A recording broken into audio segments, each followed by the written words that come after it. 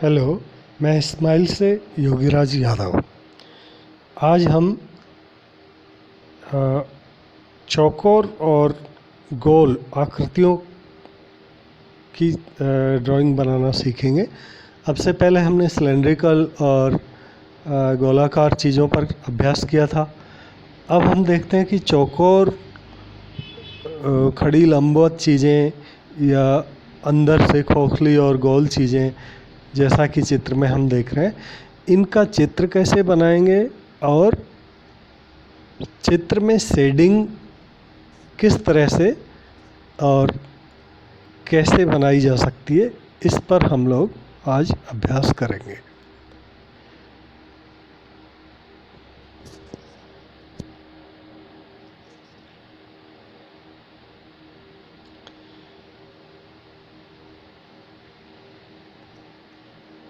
जैसे हम लोग देखते हैं कंप्यूटर में लगातार अभ्यास की ज़रूरत होती है, वैसे ही ड्राइंग में भी आपको बराबर अभ्यास करते रहने की ज़रूरत होती है। यदि आपने अभ्यास करना बंद कर दिया तो पता चला आप जो करना जानते थे वो भी भूल गए। इसलिए जब भी समय मिले हमें कुछ ना कुछ चित्र बनाते रहना चाहिए। जो भी मिले, कागज़, पेन, कॉपी, पेंसिल, कहीं कुछ भी, उससे हम चित्र बना सकते हैं।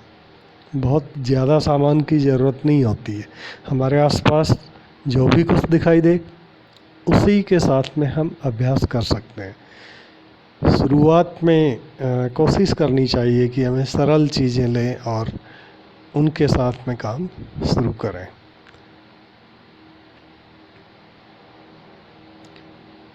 स्केच की शुरुआत बहुत हल्की लाइनों से, ताकि आपके फाइनल जो चित्र बनकर निकल कर आए तो उसमें बहुत गहरी चलाई हुई पेंसिल की लाइनें तो फिर इरेजर से भी मिटाई नहीं जा सकती। इसलिए कोशिश करें कि शुरुआत रफ स्केच बिल्कुल हल्की लाइनों से करें और फिर डार्क पेंसिल का प्रयोग करें।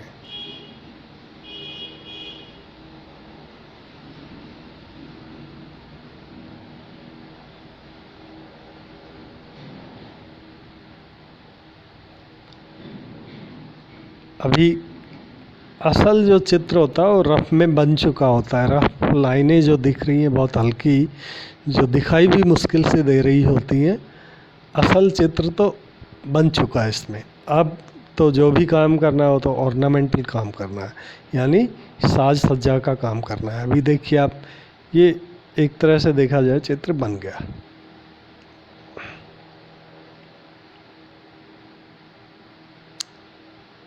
आप देख रहे हैं ऑब्जेक्ट पर छाया मेरे राइट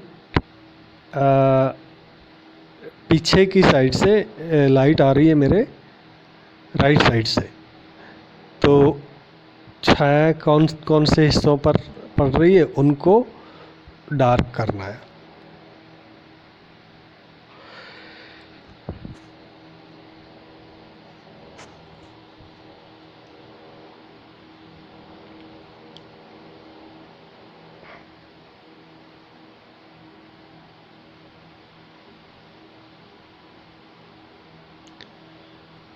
एक बात और ध्यान देने की है कि देखिए, वही पेंसिल हम हल्की भी चला सकते हैं, बहुत गहरी भी चला सकते हैं।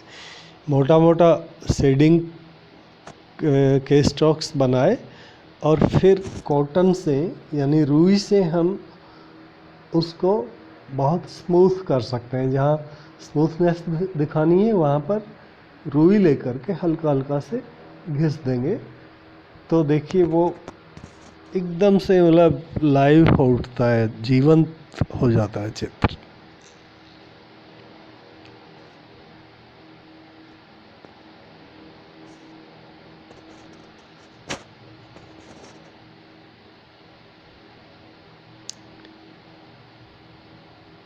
अभी क्योंकि आप देख रहे हैं डिब्बे के ऊपर कुछ लिखा हुआ है, तो हमें वो लिखा हुआ कॉपी नहीं करना, सिंपल लाइनिंग मार दी और उस लाइनिंग में ही उसका इम्प्रेशन आ जाता है कि वही कुछ लिखा हुआ दिखाई दे रहा है ना। देखिए, तो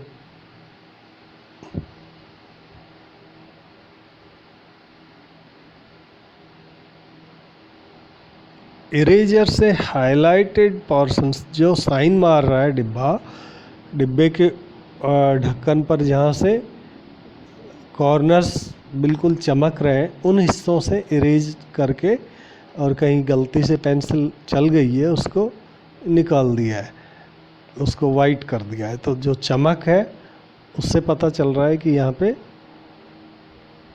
लाइट सबसे ज़्यादा आ रही है।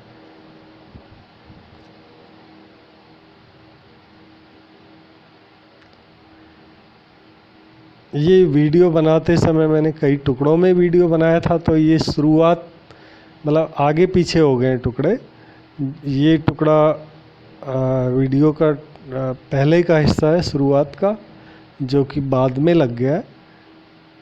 तो अभी मैं भी आप लोगों की तरह सीख ही रहा हूँ, तो आप इन चीज़ों को इग्नोर करेंगे। ये देखिए, अब हमने एक बॉक्स और रखा है इसके पास में, देखिए चित्र में। तो उस बॉक्स को पहले पेंसिल आउटलाइन की। अब समझ में आ रहा होगा आप लोगों को कि मैंने डिब्बे, बॉक्स, गोल, ये चीज़ें क्यों बनवाई थी आप लोगों से। ये जीवन भर दुनिया के कोई भी ऑब्जेक्ट हम बनाएंगे तो कहीं ना कहीं वो चीज़ें काम आती हैं। तो पर्सपेक्टिव क्या है, और इसका संतुलन क्या है, अनुपात क्या है, वो सारी चीज़ें अभ्यास के साथ साथ और अपन परिपक्व होते जाते हैं, और वो शुरुआत अपनी फंडामेंटल सही होगा तो बाकी सारी चीज़ें ऑटोमेटिकली फिर सही होती चली जाती है।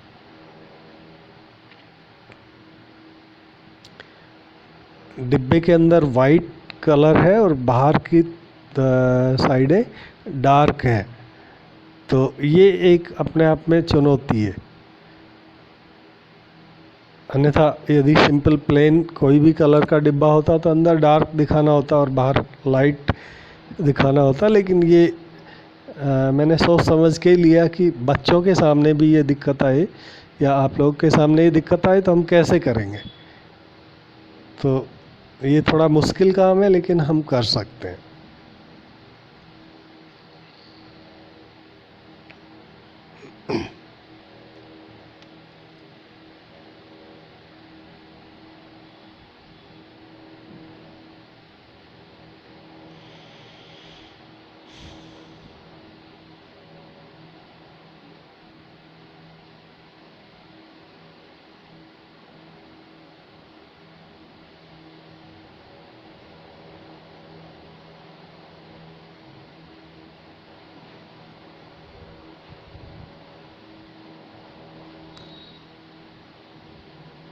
वही रुई से, कॉटन से हम स्मूथनेस बढ़ाते हैं शेडिंग की।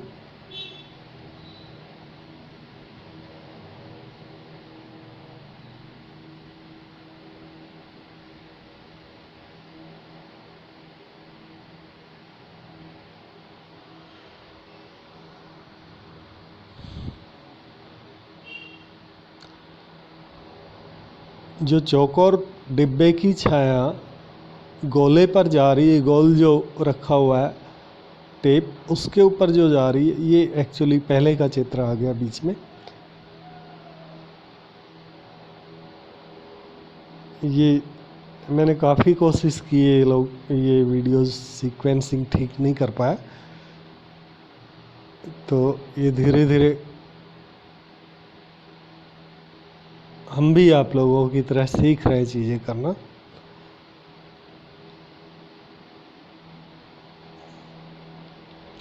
क्योंकि प्ले किए बगैर पता ही नहीं चलता कि वीडियो कौन सा पहले का है, कौन सा बाद का। उम्मीद है आगे ये चीज़ और इम्प्रूव होगी।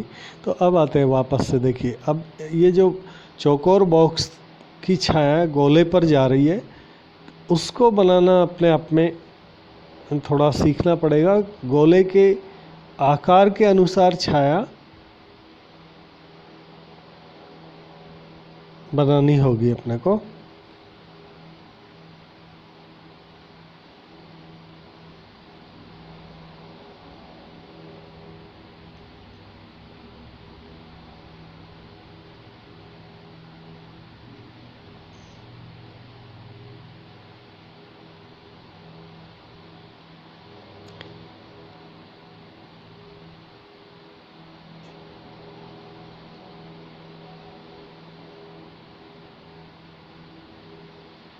ये देखिए गोले के आकार के अनुसार बनानी पड़ेगी ऐसे। ये आप एक बार पॉज करके देख सकते हो इसको। ये देखिए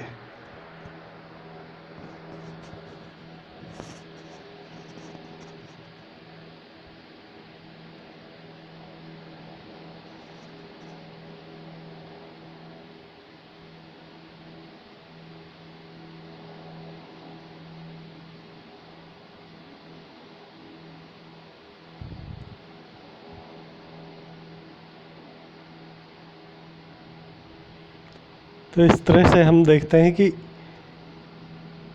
कई सारे ऑब्जेक्ट साथ में रखे होते हैं। ये इसे पॉज करके देखिए, फाइनल चित्र है, इसको बिल्कुल पॉज करके देखिए कि किस तरह से एक दूसरे की छाया को बनाना होता है।